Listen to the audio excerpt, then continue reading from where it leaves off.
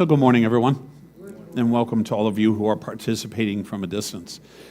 All of you coming in today clearly saw it. It is there. It is enormous. It is bright red, and it is entirely packed to the top with stuff, junk. The church has been preparing for a month, almost like a celebration of some special festival, to get together and to begin cleaning out the nooks and crannies of this place. The last time we had done this was probably about 10, maybe 12 years ago. Now, the conversation went, we believe a 10-yard dumpster would be enough. And so we started saying, okay, maybe just a 10-yard dumpster would be fine. That's all we need. We'll bring it in on a Friday. We'll fill it up on a Saturday. It'll be gone Monday. Well, then we were thinking, okay, 10 yards. So we have a whole bunch of chairs and tables that I think Noah had on the ark when he came over that had to go into the dumpster, okay? On top of that, the school, Lincoln Academy, had, toys and stuff that have been around probably also off of the ark, that needed to go into the dumpster. And so, all right, we said to ourselves, 10 yards not going to be enough. We have to move to 20. Now, a 20-yard dumpster, it's basically for demolition and for construction purposes.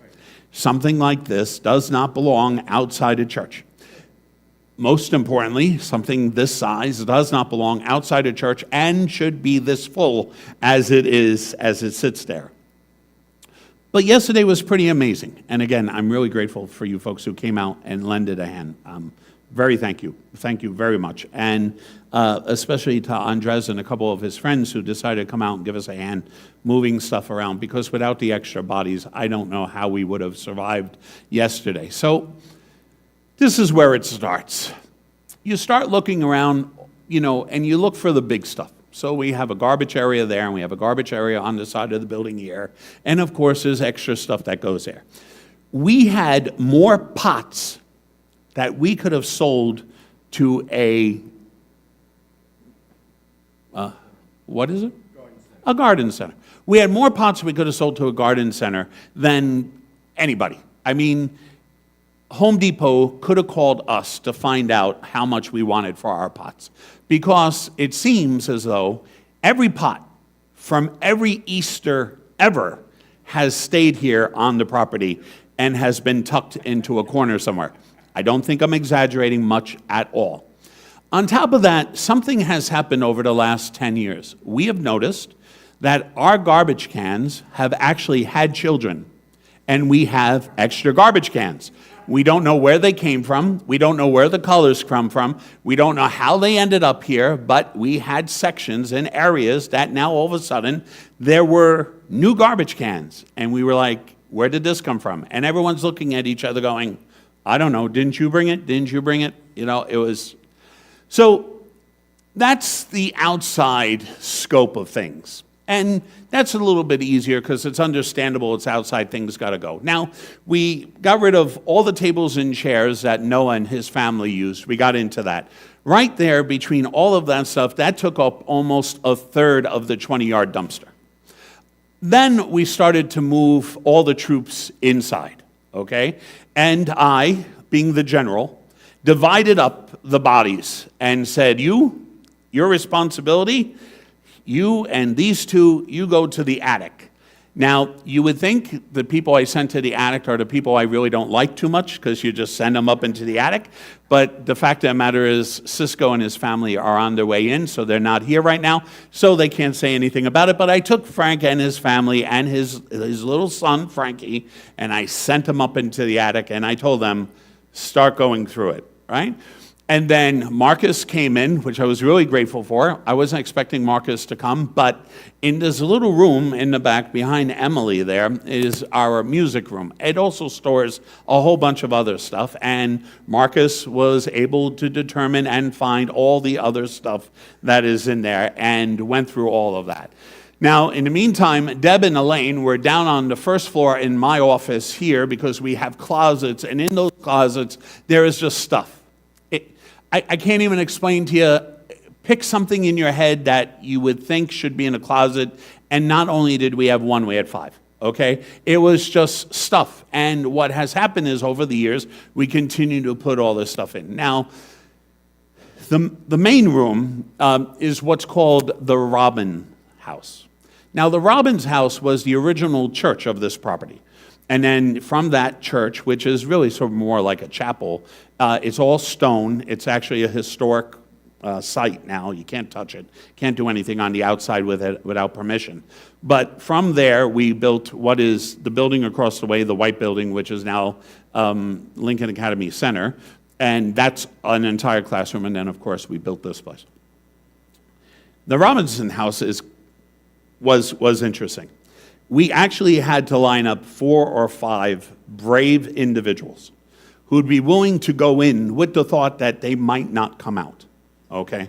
We sent them in. We put tracking devices on them because we were terrified that we might not be able to find them. See, in the Robinson house is where everything that doesn't or could not fit in the church, in the attic, or in the school downstairs ends up going. And if any of you are into space movies, consider a black hole, okay? And imagine things go in, but they don't come out, okay? So the folks that went in, my wife being, I let her be a general for that. She was a 2-star general. I was a 5-star, but she was a 2-star general in charge of that group, going in and digging through all of that and pulling all that out. So the thing about that house, and the thing about all these places, which is interesting, is in order to find out what's inside these places, you got to drag out everything that's already in there. So it's a whole process of removing things and bringing them out so that you can take a look at them, and then, believe it or not, you're making a determination. Do you live, or do you go, or do you go into the dumpster? It's one of those two. So in our whole spectacular discovery yesterday, and I wanted to save this to the end, but I'll share with you now. I have been in touch with the Discovery Channel, and they're very open to buying the rights to what we found here yesterday. And so all the video we took will be used and shown on TV, and it will be Eastchester Church Discovery, okay? And, all right, I'm going to be the narrator because, I should be for all practical purposes. However, because, Cece's back with us now, she'll sing the backup songs, to all that, and then Emily could do the music, and then we'll just piece it all together. So we found a bunch of interesting things, in and through all the work, and it took hours in all of these places to move the stuff out. It's almost as much work as putting it all back, but it's probably even more because you're digging through. And what you find is that we have been very strategic in how we have lined up and structured things to the point that they won't fall over. But you don't want to take one thing out without removing 2 others, because ultimately there will be an avalanche and you will lose your lives, right? And so in all of these places, there is this enormous work about taking everything out so you could look at it fresh and anew and make a determination about whether or not this is important. And we found a couple of things. First of all, upstairs in our attic, we found very old Bibles. Bibles that probably are at least 100 years old, if not older. They're up there from the origins of the church, from what we can imagine. We left them in the box because the minute I went to try and turn a page, it felt kind of frail. And I want, if we're going to do something with those Bibles, we really should send it out to a professional so that they could take a look at it and make sure. But, we found Bibles upstairs. Here in the church, Celeste was determined. You see the table in the back, the altar piece in the back. Well, inside that box, if you go around the back, there are sliding doors. And those doors open to what is pretty amazing stuff. And Celeste almost got sucked in, but we were able to get her back out. And Celeste found in there some of the original, I kid you not, and this is all going to be on Discovery Channel, we'll let you know when. She found the original hosts that they used in the church way back. Like, I'm here 24 years. So you're talking about predating me, which means you're talking about maybe 30, 40, 50 years ago. The thing that was so interesting about those things was that they're really small wafers. They're actual wafers that a lot of churches use for communion. We use actual bread, but a lot of churches use these little wafers. These little wafers were still sealed in their little bag, and they looked pretty fresh. And so today, for our service, I'm going to use that with all of you today. So I have the bread for me, and the rest is for all of you folks, and that's just the way that is. But she found those in the back, and we took those out, and we talked about what we were going to do with these. And I found that when she handed me the box, I was walking around giving direction, and 10, 15 minutes later, I realized I was still carrying the same box that she put in my hand because I didn't know what I was supposed to do with it. Anyway, it's gone. It's in the dumpster. It's finished. But we found that. Now, in the Robinson house was actually something pretty spectacular. We got in, and first we found the first baptismal font for this church. The very first font that was ever used, probably baptized, I don't know, hundreds, maybe even more than 1,000 individuals into this church, in this, probably not even just this space, the barn originally, which would have been across the way, and then ultimately here. We found that was in there, tucked underneath a bunch of things. But the other thing that was really intriguing was that we actually found a nativity set. And the nativity set was buried 14, 15 layers of stuff. Let's put it this way. When we put it there, maybe we said to ourselves, let's remember we put it there. But then by the time we stacked up all the boxes, and the boxes that were in front of the boxes, and then the other boxes that were in front of those boxes, there was no way we were remembering that that nativity was there. And yet, tucked in the corner, there it was.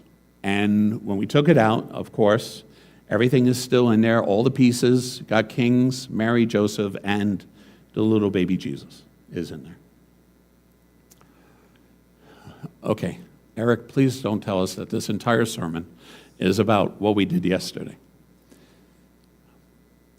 But it made me reflect last night. This church is a living being for all practical purposes. We come in and out of here all the time. It has a school. It has people who come in and out. And it reflects a lot of how humanity operates because we're humans.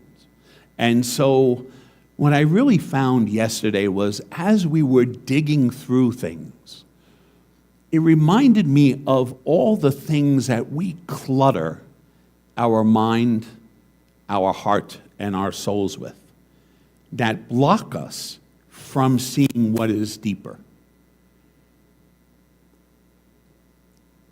It seems to me that we are really good at hoarding in our minds and in our hearts. We don't intentionally mean to do it. Just like all the stuff that fills a 20-yard dumpster that's sitting out there right now, that is going to be filmed by Discovery Channel later today. But as it sits out there, you realize that the work that had to be done to decipher what was important and what wasn't, and to make a choice about whether or not you were keeping something or whether you were really sending it away never to be seen again. And I think as human beings, we have the same challenges. We hoard and clutter. And sometimes the absolute best of us, our baptism, the Word of God, that we hear over and over again, Jesus in our life, gets stuck, and we push him all the way to the back. And because of all the layers that are in front of him, we forget that he's even there. And we never go back to him because, like yesterday showed all of us, no one wants to go through the work and the pain of cleaning all that stuff out. So we just let it sit there. We reorganize it, We restructure it. We put it in different forms and shapes and sizes. And then, in a lot of ways, we forget what is there, but we don't realize that it is still weighing us down. And the work that we had to do yesterday, all right, I'll admit it. When I went home, one, I smelled like a horse. That's first. Two, from sweating, running around. Two, hot shower. And the third was a couple of Motrin and a Tylenol, because I was sore. Picking up stuff, moving stuff around, right? 4 hours of just 4 or 5 hours of just endless movement, walking around. At one point, my feet were so sore from running around the buildings. Donna said to me, "What's wrong with your feet?" I really don't want to talk about them right now. I'm trying to forget that I have feet and just wait till tomorrow when it comes back, okay? A lot of ways for us to get to the depths and to clean up who we are and to get to that which is vital and necessary of who we are, that which will bring us the joy that we want, the meaning and the purpose that we want, just in the very same ways, digging through found baptismal fonts, communion wafers, the Word of God, and a nativity set. All of those things are fundamental to who we are too, but in order to get to them, we have to commit ourselves to a process that is painful. We have to go through and start digging out what is it that we're going to keep and what is it that we are going to dismiss, because a lot of times, I believe, much of what we all hold on to are the more painful things in our life.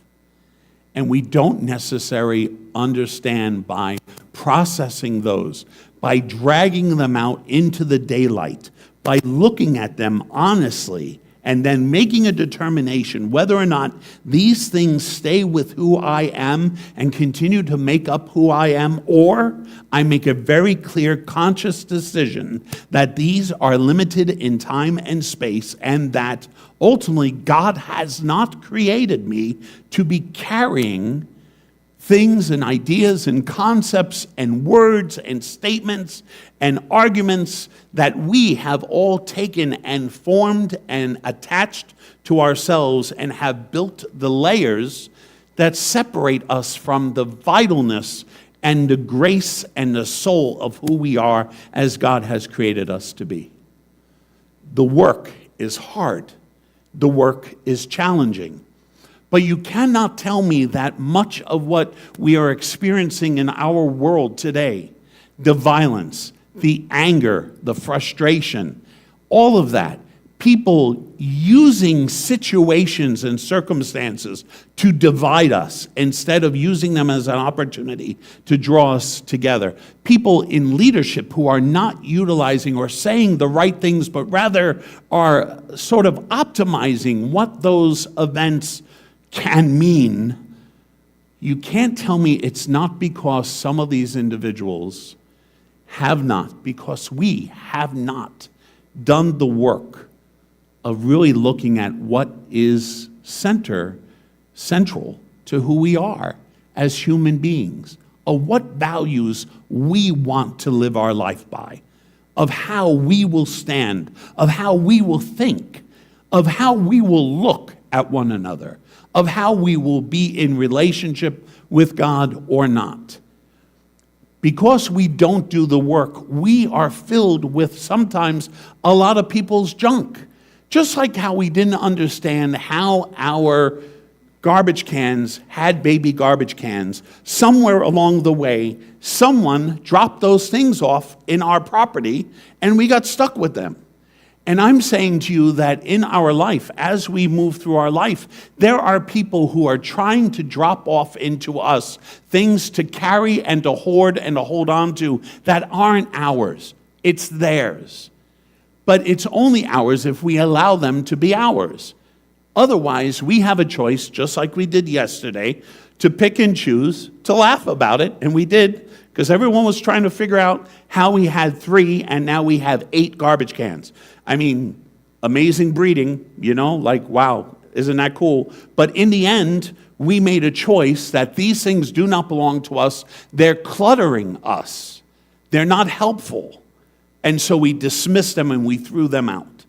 And I'm saying to you, as human beings, we all have the same responsibility and obligation to ask ourselves, are we willing to go into those deepest, darkest areas of our life and address them? Because ultimately, if we don't, what happens in the course of our history, what we have seen this week, ends up spilling out because people are ignorant. What I love about what Tom read about Paul and what Paul writes in his letter, Paul admits, I went after these people as Christians.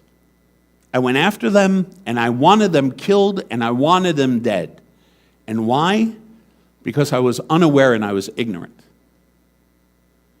And ignorant, not in a bad way. I'm not calling people names. I'm simply saying it's the lack of full knowledge or insight about what a situation or who a person or group of people happens to be. And so people make these determinations. And it's because most of the time we're focusing and operating out of someone else's junk that we ended up taking in and hoarding to ourselves because we never did the work of assessing whether or not we are going to keep these things. This is who I want to be. This is how I want to think. This is what I want to be, or ultimately not. And because we don't believe in our society anymore in critical thinking, how are we intimidated by another person's opinion? When did we end up as human beings giving up our own ability to critically take a listen to what they're saying and make a determination for ourselves how much of it is true or how much of it isn't? When we're no longer able to do that is when violence is the response to another person's difference of opinion. And it's because somewhere in the life of those individuals, and it's not just shooters, it's leadership, it's presidents, it's empires, history is filled with it. People who haven't done their own work, that are carrying their own baggage and are making decisions for everybody else, based on some of the problems and challenges and difficulties that they have that they've never worked through to determine whether or not they're going to keep it or whether or not they're going to dismiss it, if it's who they want to be or who it doesn't want to be. The scarier part is for people who go through the work and make a determination that they're going to keep these things because I can use this to get ahead. And we see enough of that in our society as well. People who use specific ways of thinking, not because they believe in what that outcome is or what that thinking is, but because they know that it causes a rift and it gets them ahead. And we've seen enough of that. When do we start recognizing some of these things for what they are and become critical of everything we hear? And we should have a process. Listen, in the seminary, I needed to have a bachelor's in philosophy. And I got to tell you, I'm a 19-year-old kid sitting in philosophy class. I hated philosophy. I can't even tell you. I had philosophy. Plato, Thomas Aquinas, oh my God, really? And some of these guys were so dense in their thinking. But when I look back now, so many years later, all right, no need to comment on so many years later, but when I look back on so many years later, what that all forced me to learn is how to think critically, not to allow anything access into my head unless I'm going to sit and look at it and make a determination that this is part of who I want to be. For me, as a Christian, this is part of who Jesus wants me to be, and so it becomes part and fundamental of who I am.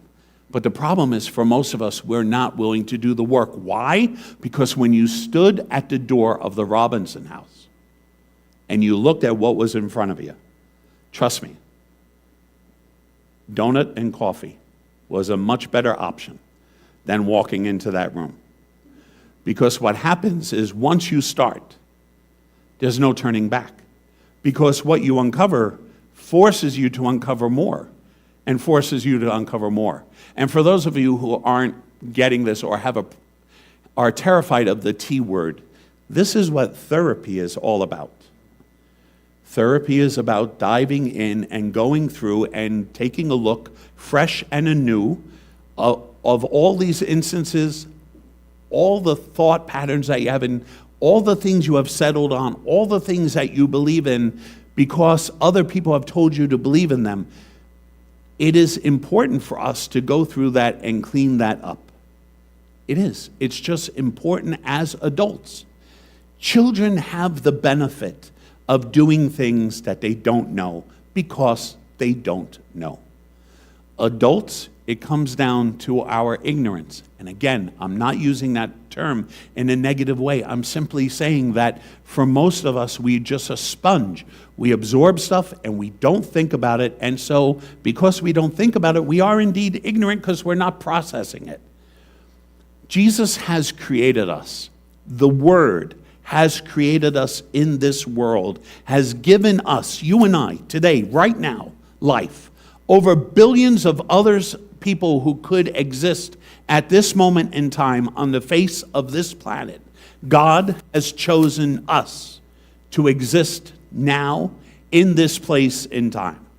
And so a lot of people all during the week, and I hear this all the time in counseling, and when people call, oh, these are like the worst times, this is terrible. You see everything that's going on. And my question is, then why is it that God has us here? What is our role in this? Because we can't just throw up our hands and say that whatever it is, and I don't have any control over all this, and that's what it is. No, it doesn't work like that.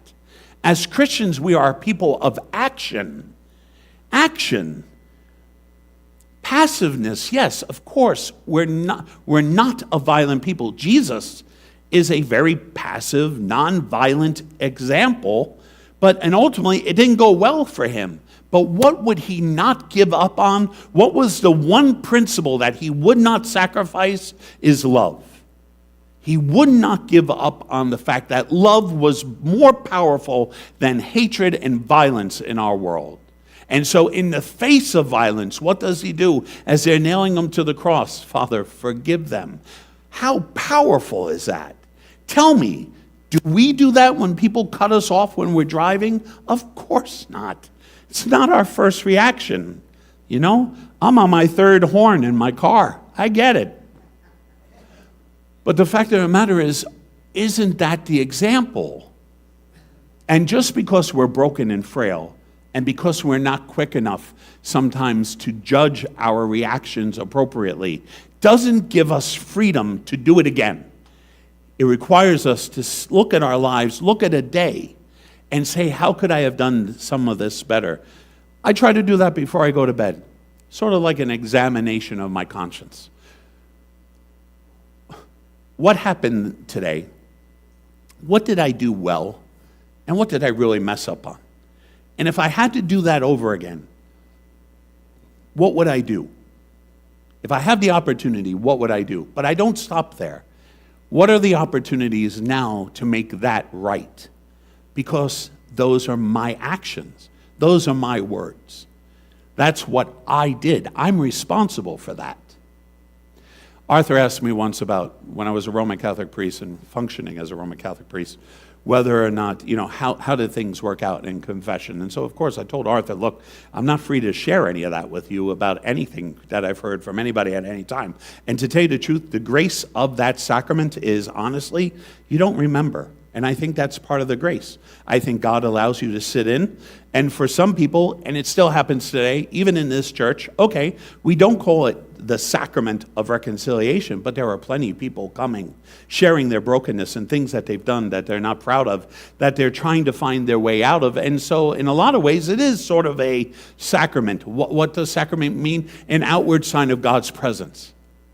So in a lot of ways, I still sit in, if you will, in that type of sacramental place of providing reconciliation, the person to themselves, the person to whoever they hurt, and ultimately that person to God. I mean, it's still part and fundamental. He asked me once, well, how do you handle all that? And I would say to him, most of the time, I was not the fellow that said, or the priest that said, listen, go and pray a couple Our Fathers and call it a day. I would ask them, what could you do now that reverses what you had done? That you are sitting here telling God that you're sorry for and that's bothering you. What can you do to undo what you have already done? Because I think for all of us, we sometimes think, well, that's just the way I am. No, it doesn't work that way. Not if you're going to declare yourself a follower of Jesus Christ. It just doesn't work that way. And so I beg you this week, and let the dumpster, before you go home, everyone line up, take a picture of the dumpster. This is your motivation for the week. You could have it blown up in 8x10s, okay? And I'd be happy to sign my name to it so you can put it on your wall. But I think the dumpster for us as a church is a reminder this week. Let's start doing the work. Let's start asking ourselves, how are we thinking? Look at everything that happened this past week. How did you respond? Were you happy about things that happened? Were you deeply concerned about things that happened? And more importantly, if you were deeply concerned, what did you do with that concern? There has to be action. Prayer is action. Prayer is not the least thing we can do. It's not. We know this. We know this from our own example and from our own experience. Prayer is not the least we can be doing. So if we're looking at something and we're horrified by it, and I'll tell you, Monday morning when I woke up and I heard that Belarus had fired drones, into Poland, first thing I did was I turned to the Father and I was like, hey, we really need you to show up now. We really need you to be on the spot. You're going to need to settle us down, and you're going to have to increase the love that we all have more so that it's more impactful. And the only way to get to a more clearer, purer love is to clean away all the junk that is stopping that from coming forth. So the dumpster is your homework this week. The dumpster. Start going through your heart. Figure out your resentments. Figure out the things that really you double down on. Do you really believe those? Is it really what Jesus would want? Think about what people have said to you. Do you really identify as those things? Are you really going to judge yourself because someone else has dumped their garbage in your space? I mean, we really need to be more critical, and we need to be critical in light of what Jesus taught and what Jesus did. God bless you.